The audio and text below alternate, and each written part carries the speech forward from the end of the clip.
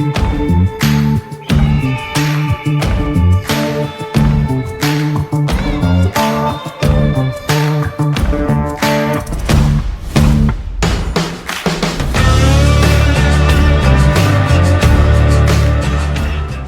am excited as I'm learning a little more about mobile home parks that you guys do. It's so intriguing. I think it's really a great asset class that I'd like to learn more about. I'd like to hear just a little bit more from you guys. So we started the company with our dad.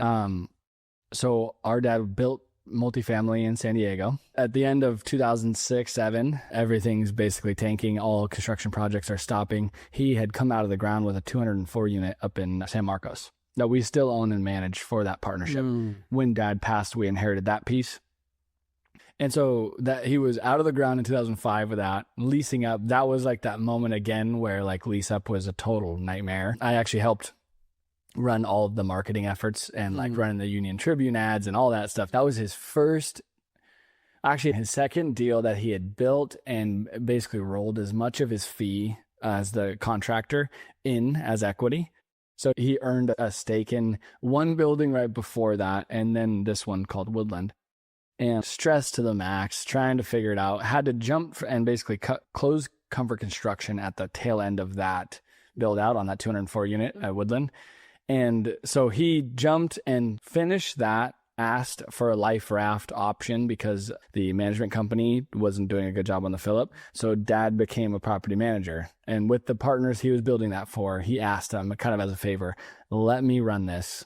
And that was like how he jumped from construction into property management in that moment. So we were raised in teenage years in multifamily in that realm. And so we went in pursuit from there. It filled up, but it was slow. It got to where it was cash flowing enough to take out the construction paper, but it wasn't easy. And dad really owned a piece of it. But his deal was like in theory, when you filled it up, there was going to be enough of a refinance moment to be able to take his original partner's equity for the development out. So he owned this like 20% equity stake in this building. But the deal was he had to pay his partners back, and they barely got out of the construction loan. So now my dad is managing this, and the gross income's pretty low. So his management fee is pretty low. He owns 20%, and he doesn't get a dime until the crew and the investors are paid completely off. Yeah. So it was just like he was learning deal structure, trying to build. So like his hair's on fire, jump a few years ahead. They finished that. He's still the property manager, just earning a normal fee. The only building he's managing. That's how I'd say he's surviving financially. We, from there, start going to all these seminars on deal structure, asset classes, but we were still really pushing for multi. And so then Jen and I and the whole family, we go to this Rich Dad education series. I think it's the one that they got, like the class, not the location, but the class that Robert and Trump got sued on. It was like right when they were starting to do collaborative, like Rich Dad education series. In that class, it was a 2 or 3 day seminar. I missed some senior year of high school to go to that. And I was hell-bent to I didn't want to go to college. So like I was eager to learn anything. Jen was missing college to be there. We all were interested and intrigued by what we learned through the development of that one building. So in that, they bump into mobile home parks as a residential asset class to consider. And from there, a light bulb went off. Dad loved the concept of a mobile home park because you only own the land and the infrastructure.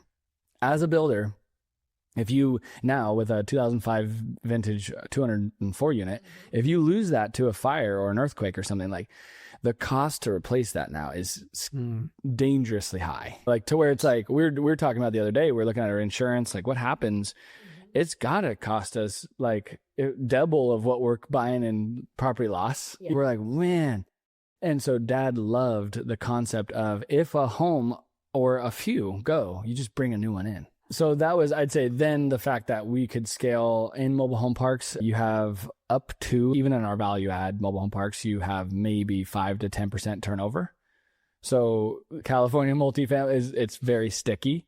And so you have that steadiness and cash flow, and where you don't have a leasing agent. You don't really need leasing agent functions, at least at every deal. So the staffing is really just an eyes and ears, make sure everyone's got their thing, collecting rents, any issues they have, they can bring to the manager.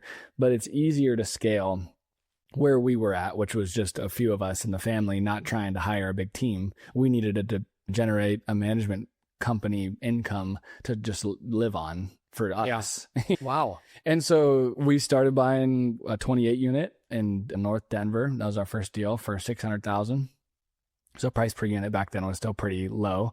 And mobile home parks were early. It was early for the concept. We've seen the entrance, and now I'd say private equity and institutions and pension funds, they're now full steam trying to allocate capital into manufactured housing. It wasn't the case back then. It was more guys like us. Like, you own some apartments, you own some storage, and oh, I like the idea of mobile home parks. You buy some mobile home parks over the long haul. But it wasn't like this institutional game where I feel like we're all in a race to accumulate assets before the other, because there's such low deal volume. Can't build them. We know some of the guys that are trying to build them. It's not easy to fill them because the mortgages on homes are 10%. 10-year AM. The person that's renting the space, they own their own mobile home. Yep. So you have none of the maintenance costs, the overhead, things like that. The same structure that kind of comes up out of the ground and plugs into the home. That's our side. Our key components now of due diligence are the electrical systems. Even when you have direct build electrical overhead drop or underground, you have to survey that, because that's the big thing, because we have way more electrical infrastructure exposed. Yeah. So we have, let's say on 100 units, you got 100 pedestals, you have 100 drops from the main lines down, 100 meters. And if any of that infrastructure is real old or a significant portion, you're hundreds and hundreds of thousands of dollars, not millions, to repair that. Yeah. And then deal with the power company. So it's electrical, sewer, making sure the sewer is good, and the water. But those three systems, if you get them tight enough to where you understand them, you have them surveyed, and you can plan for the repair costs, our stabilized expense ratios are 30 to 35%. And that's probably 20% lower than multi. It's a lot lower. So on the front end, when rents are lower, because we're buying the same type of value add, where mobile home parks are, let's just say the deal we bought last year in Anna, Texas, is $395 rents, and it should be $8. So it's the same thing. It's 40-50% of market. Right. So on the front end, our expense load's heavy, but then as we get the income up, our expense load just starts coming way down. It goes into more of a long-term cash flow hold. And how is it with rent? Is there any rent control in these areas? So Arizona has a technical max on a renewal. So not on, if anyone moves, it's wide open. You can go to market. Okay. But Arizona has 10% plus CPI. Okay. Max, or you give them another notice. So it's technically not a max and you cannot go any further. But if you do go more than, let's call it the 13%, CPI plus 10%, then you have to give an additional longer term 90-day notice that gives them access to what's called the home relocation fund. And they can tap into a grant to relocate their home into another community. But to your point with kind of the multifamily, where are you going to take that home? We're buying a home, or we're buying the community, and it's half the market rent. If they want to move it anywhere else, it's going to be more. Yeah. So then, fascinating. So then we will sometimes do 16, 18% just because we'll never get there if we don't do a couple of years heavier. Like we bought some parks in Phoenix that were $400, call it, and we took them, now they're at like $700. So we did 2 150s. So percentage-wise, that's above that threshold. We just did the proper notices and everything. But we also went in and she beautified the clubhouse, the interior, exterior, the pool area, the signage. These things have never looked as good as probably ever, even brand new. They're block buildings that are the clubhouses, pool area, pool deck. It's really simple, but it's there. Make sure the residents follow the rules and keep their yards clean. And a lot of times, like when you'll take over these properties that just have been mismanaged or not taken care of, there's just junk everywhere around these homes. And so we'll roll off dumpsters and give people the opportunity to throw stuff away. So we clean up a lot of parks like that. And then it's easier to raise the rents because somebody is showing that they care about the community. We're giving them new life into their common area spaces, and it really comes together. Something too that has been proven now, but we weren't sure how it was going to go. The homes in the community that are old metal on metal 70s vintage mobile homes, they sell for when we buy a community like that, they're around 10 grand. And they're honestly not that bad inside, typically on the higher end, 15, 20 grand of a 1970s, 80s home. Somebody's put some sweat equity and made it, trued it up. It's nice and it functions. But the $3,000 or $5,000 junkers, when we do the clubhouse and the signage and everything, that home now is worth 10, 15. Increasing the value of those homes that the people own. And then if we have evictions or something for I'm going to call it the bad apples, the clutter bugs that just have junk everywhere and they like living that way, we won't let them continue to be junkers and have stuff everywhere. Sometimes we'll end up with those homes because they still think the home's worth $3 grand. We'll put paint, skirting, fix up the interior, do the Home Depot special on the interior. We'll sell them cash quick for 30 grand. Yeah. We'll maybe have that in it, but fascinating. But it keeps the home stock at that more affordable level.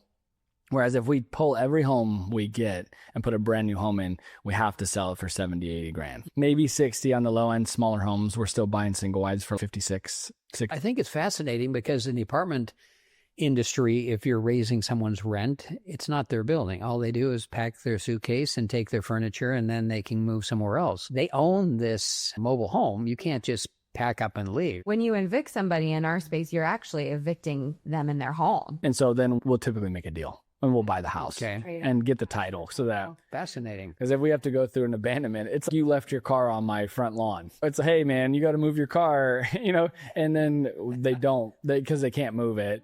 And so we'll just say, hey, we'll give you $3-5 grand for the title because they're going to lose. Like at that point, we're down the road on the eviction process. They might as well take the cash for keys and the title. We don't have to go through the abandonment process, and it's a win-win for both parties then. Very fascinating. You're selling these homes. Are you trying to make maximum dollar on each home, minimum dollar? Are you trying to just break even? We really are trying to get our costs out. That's really it. Pay the team to sell it if there's a realtor or somebody involved to sell the home.